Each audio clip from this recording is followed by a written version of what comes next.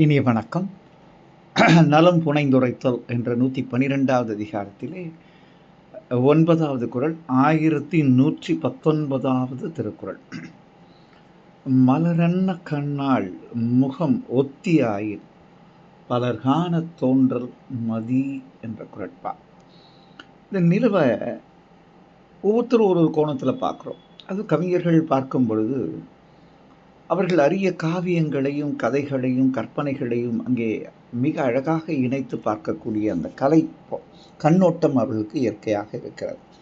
அதுபோல் இந்த வள்ளுவ காதலன் அந்த நிலவை பார்க்கிறான். அவனுக்கு அதன் மீது ஒரு இரக்கமும் ஏற்படுகிறது. அப்போ அவனுடைய கற்பனையை சொல்கிறான்.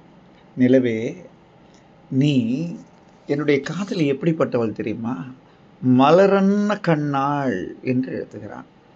அவள் கண் மலரை போன்றது. மலருக்கும் அவள் கண்ணுக்கும் வித்தியாசமே இல்லை. மலரே அவள் கண்களாக இருக்கு.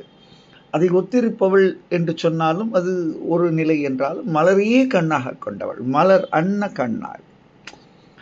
அவன் முகம் போல நீ இருக்கணும்னு நினைச்சினா, கற்பனை எப்படி ஏற்றி சொல்றான் பாருங்க. நிலவ, என்னுடைய காதலி மலரன்ன காதலி போல் அவளை ஒத்திருக்க நீ விரும்பினாள். அவளை போன்று அழகாக இருக்க விரும்பினாள். நீ ஒன்றே ஒன்று நான் சொல்கிறேன், என் ஆலோசனை எடுத்துக்கோ. என்னன்னா, பலர்கான தோன்றல் மதி. நீ எல்லாரும் பார்க்குற மாதிரி வராத. எல்லாரும் பார்க்குற மாதிரி வந்தினா அந்த பொலிவை அழகை நீ இழந்து விடுவாய். எப்படி என் காதலி எனக்கு மட்டுமே தென்படுகிறாள், அதனால் அவள் பொலிவோடு இருக்கிறா. நீ எல்லாரும் பார்க்குற மாதிரி ஆகாயத்தில் வந்தினா, பவனி வந்தினா என்ன ஆகும்? பலரும் பார்க்குறாங்க. பலர் பார்ப்பதால் உன்னுடைய அந்த எழில் என் காதலி போல் இருக்காது. அதனால் என் காதலி முகத்தை, அந்த மலரன்ன கண்ணால் முகத்தை நீ ஒத்திருக்க உண்மையாக விரும்பினார்.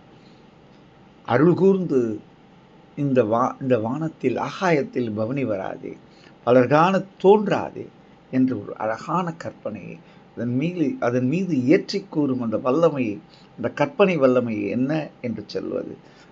அனுபவிக்க அந்த இப்படி ஒரு கவிஞன் அழகாக அதை எடுத்து சொல்லிருக்கிறான். வள்ளுவம் அதை எப்படி நமக்கு காதலினுடைய அந்த நுண்மைகளை இல்லையா?